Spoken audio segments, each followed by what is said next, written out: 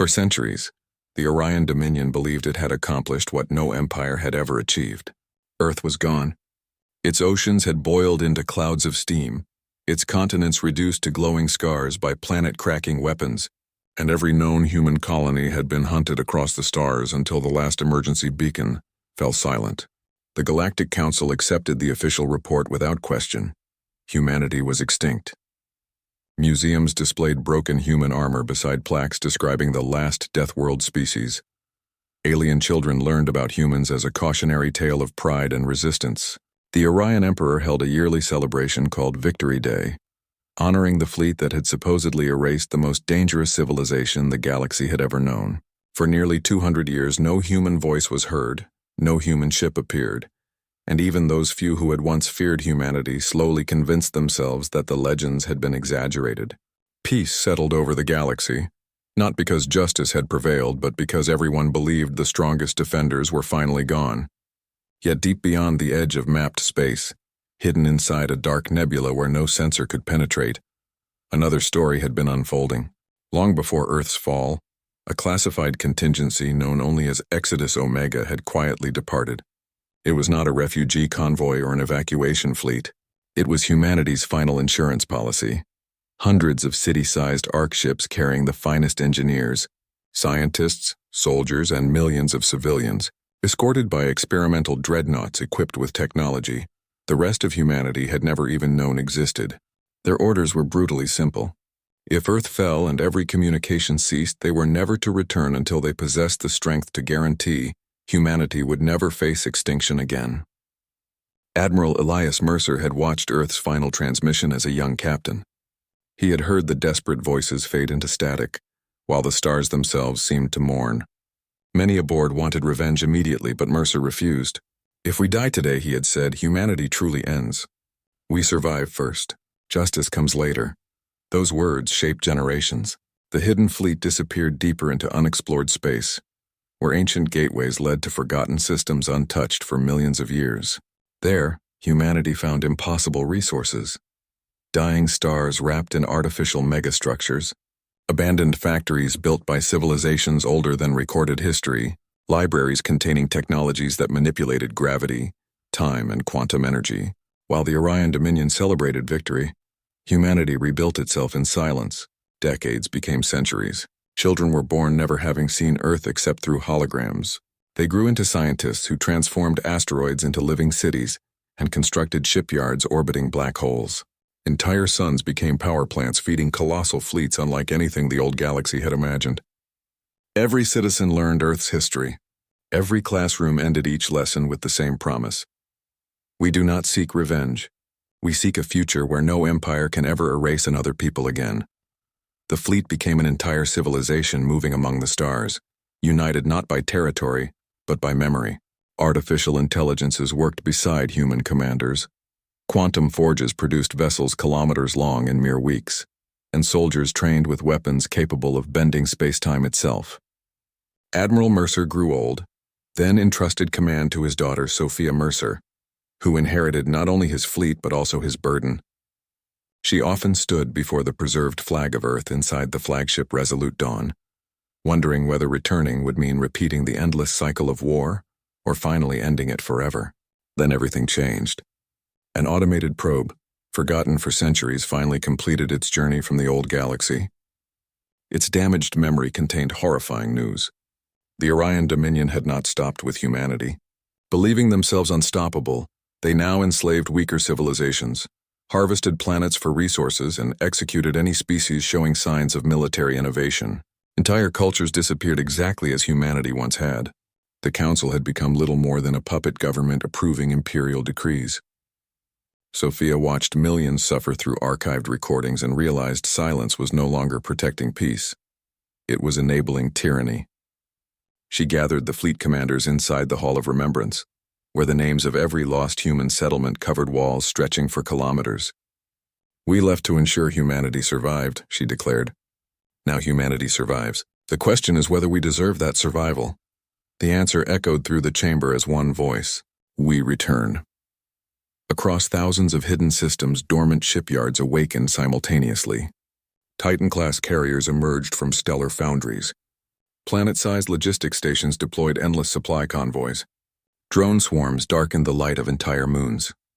The fleet that had once escaped extinction had become the greatest armada ever assembled. Yet no celebrations erupted. Every launch occurred in complete silence.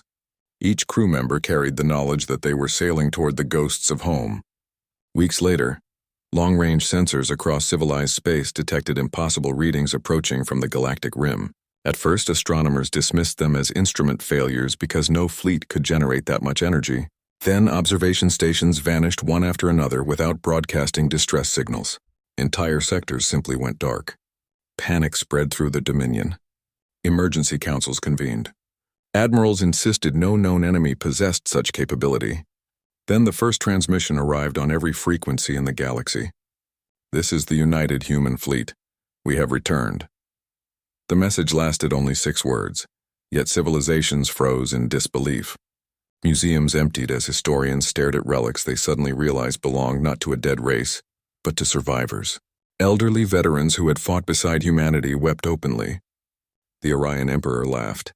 "Ghosts cannot wage war," he proclaimed before ordering the Imperial First Armada to intercept. 5,000 warships entered the frontier expecting an easy demonstration of Imperial strength.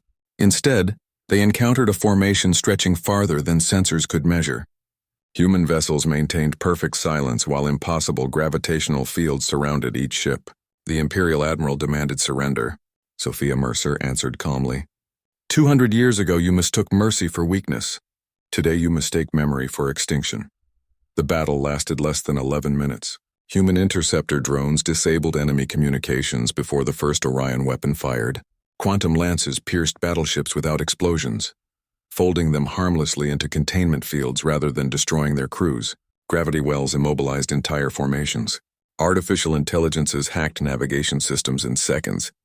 Humanity was not seeking slaughter. They were demonstrating absolute superiority. Millions across the galaxy watched the live feed as the supposedly invincible Imperial Armada surrendered intact. Shock became terror inside the Orion capital. Emergency mobilization orders reached every fleet. Thousands more ships assembled around the Imperial throne world while propaganda insisted victory remained inevitable. Yet strange reports multiplied. Human forces liberated occupied planets without civilian casualties. Slave camps were dismantled overnight. Food, medical supplies, and reconstruction drones arrived before local governments even understood they had been rescued. Species once taught to fear humanity instead watched human engineers repair ruined cities free of charge. The more worlds humanity liberated, the more allies abandoned the Empire. Soon the Dominion found itself isolated, ruling only through fear. Desperate, the Emperor activated the ancient Stellar Annihilator, a superweapon capable of igniting nearby suns into catastrophic explosions. It had been built precisely to prevent another human uprising centuries earlier. As the weapon charged, many believed history would repeat itself. But hidden beneath the Imperial Palace, forgotten by everyone except human intelligence analysts, rested a quantum relay installed by captured human engineers 200 years before. They had left behind one final gift. When the Emperor fired the weapon, nothing happened. Every display across the control room instead showed a single sentence. "Your extinction plan has been permanently disabled." Sophia appeared on the central screen. "Our ancestors knew they might lose the war. They also knew someday we would return." Imperial morale collapsed instantly. Entire fleets surrendered without combat. Governors declared independence. Citizens flooded streets demanding an end to generations of conquest.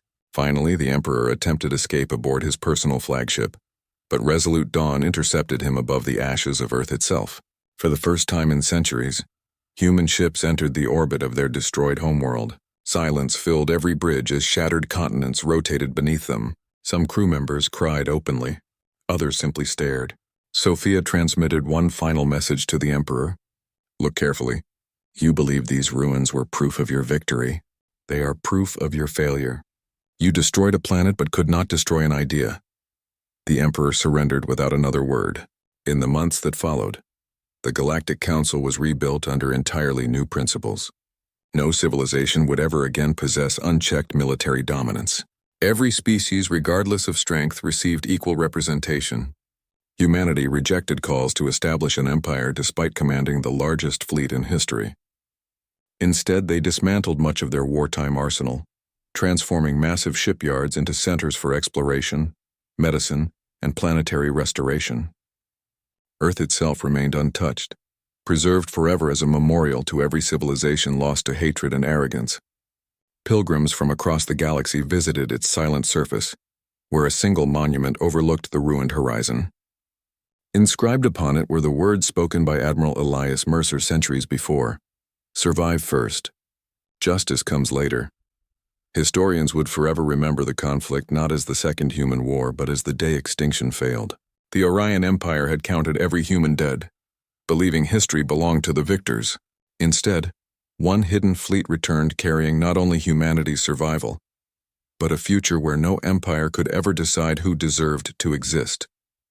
From that day forward, whenever ambitious rulers dreamed of conquest, they looked toward the stars beyond the galactic rim and remembered the lesson that reshaped history forever. Never mistake silence for surrender, and never assume that the last light of humanity has truly gone out. The victory over the Orion Dominion did not end the story of humanity. It only marked the end of the galaxy's oldest lie. Across thousands of liberated worlds, celebrations echoed from one end of known space to the other. But aboard the Resolute Dawn, there was no music, no cheering, and no speeches. Admiral Sophia Mercer stood alone in the observation chamber overlooking the shattered remains of Earth. Every officer understood why. They had reclaimed justice, but they could never reclaim the billions of lives stolen 2 centuries earlier. The oceans were still gone. The forests were still ash. The cities where humanity had first reached for the stars existed only as faint outlines beneath layers of molten rock. The fleet had returned home, yet there was no home left to return to. That silence became humanity's greatest reminder. They had won because they refused to become the monsters they fought. Within months, thousands of engineering vessels surrounded Earth, not to rebuild it immediately, but to preserve it. Every ruined mountain, every broken satellite, every crater left by the Empire's planet-cracking weapons was carefully documented. Historians insisted future generations should never forget the price of arrogance. Around the planet, they constructed the Memorial Ring, a breathtaking orbital structure stretching thousands of kilometers. Every species contributed to its construction. The crystalline architects of Valora shaped enormous transparent halls filled with holographic memories. The aquatic civilization of Nerith created living oceans suspended inside gravity fields. The insectoid builders of Carthal grew impossible towers from bioengineered minerals. At the center stood a simple human monument, an old steel flagpole recovered from the ruins of Earth's final defense headquarters. The flag attached to it was torn, burned, and faded, but no one replaced it. It represented survival through impossible odds. While the galaxy healed, humanity quietly began another mission. Millions of exploration ships departed in every direction beyond known space. Humanity had spent 2 centuries discovering forgotten technologies hidden among ancient stars. Now they wanted answers. Who had built those impossible megastructures? Who had abandoned entire galaxies filled with dormant machines? Why had civilizations capable of engineering black holes simply vanished? Every clue pointed toward one forgotten name buried inside incomprehensible alien archives: the architects. No living species knew who they were. The oldest records described them only as the first civilization, beings who had shaped the galaxy before recorded history began. Most scholars dismissed the stories as myths. Humanity did not. They had walked inside the architects' abandoned factories. They had activated their quantum forges. They knew someone unimaginably advanced had once ruled the stars. One expedition, commanded by Captain Elena Torres, followed a series of gravitational anomalies beyond the Perseus expanse. After 6 months of travel, her fleet entered a region where every star had been perfectly arranged into geometric formations. Entire constellations formed mathematical equations visible only from interstellar distances. No natural force could have created such precision. As the fleet advanced, sensors stopped functioning one by one. Artificial intelligences reported impossible calculations. Time itself appeared to fluctuate. Crew members watched distant stars rise and set within minutes while nearby planets remained completely frozen. Then they found it. Suspended inside absolute darkness floated a structure larger than a solar system. It was neither a station nor a ship. It resembled a perfectly smooth sphere wrapped in rings of silver light, each rotating independently without visible engines. Massive gateways, each larger than planets, covered its surface. Entire civilizations could have lived inside those openings. Yet no energy signatures existed. The object appeared completely dead. Captain Torres whispered the only words anyone could think. "We found them." Back on Earth Memorial Station, Admiral Mercer received the transmission in stunned silence. Every scientist who had spent generations searching for answers crowded into the command center. The object matched ancient fragments recovered centuries earlier. According to every database humanity possessed, this was an architect core, the central archive of a civilization older than the galaxy's recorded history. Humanity dispatched its greatest scientific fleet immediately. For weeks, researchers attempted to enter the structure. Every tool failed. Quantum drills dissolved into light. Gravity manipulators simply shut down. Even artificial intelligences refused commands, claiming they detected impossible paradoxes within the sphere. Finally, an elderly engineer named David Okoye remembered a forgotten symbol carved into one of the abandoned factories humanity had discovered centuries before. He reproduced the symbol using pure photon energy against the sphere's surface. Everything changed. The giant structure awakened. Silver light spread across its surface like ripples on water. The immense rings began rotating faster than any instrument could measure. Deep beneath the sphere, ancient engines roared back to life for the first time in millions of years. Then every human ship received the same message simultaneously. Genetic signature confirmed. Descendants identified, welcome home. Silence consumed every bridge. No one understood. Humanity was not expecting a greeting. They were expecting an archaeological discovery. Instead, the structure believed humans belonged there. Before anyone could respond, billions of holographic stars filled every display. Entire galaxies appeared and vanished within seconds. Histories unfolded faster than thought itself. Then an ancient voice spoke, not through speakers but directly into every conscious mind. "We have waited." The sentence echoed with unbearable sadness. For 12 million years? Scientists immediately rejected the possibility. Humanity had evolved naturally on Earth. Every fossil record confirmed it. Every genetic study proved it. Yet the architect core continued revealing impossible evidence. Long before mammals walked Earth, a civilization known as the Architects had explored hundreds of galaxies searching for intelligent life, capable of inheriting their knowledge. When they discovered primitive life developing on a young blue world around an ordinary yellow star, they saw extraordinary potential. Rather than interfere directly, they protected the planet from extinction-level disasters, gently ensuring evolution continued naturally. Earth had not been created by the architects. It had been protected. Humanity had never been their servants. They had been their chosen successors. Before the stunned scientists could process the revelation, warning alarms erupted throughout the station. Across the sphere's interior, millions of dormant machines awakened simultaneously.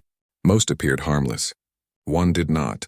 Deep inside the core, hidden beneath impossible layers of quantum shielding, a prison older than recorded time began to fail. Ancient containment fields collapsed one after another. Emergency messages spread through every system. Warning: primary containment failure, threat designation, void sovereign, status, escaping. The ancient voice spoke again, but now its calm tone had vanished. The enemy who ended our civilization has awakened. Every officer on the bridge exchanged nervous glances. Humanity had spent centuries believing the Orion Empire was the greatest threat imaginable. They had just learned the Empire had been insignificant. The architects, builders of galaxy-sized machines, masters of space-time itself, the civilization whose technology humanity could barely understand, had not disappeared because of civil war, disease, or natural disaster. They had lost. Somewhere in the darkness beyond the stars existed a force powerful enough to destroy the greatest civilization in cosmic history. And now, because humanity had awakened the final architect core, it knew they were alive.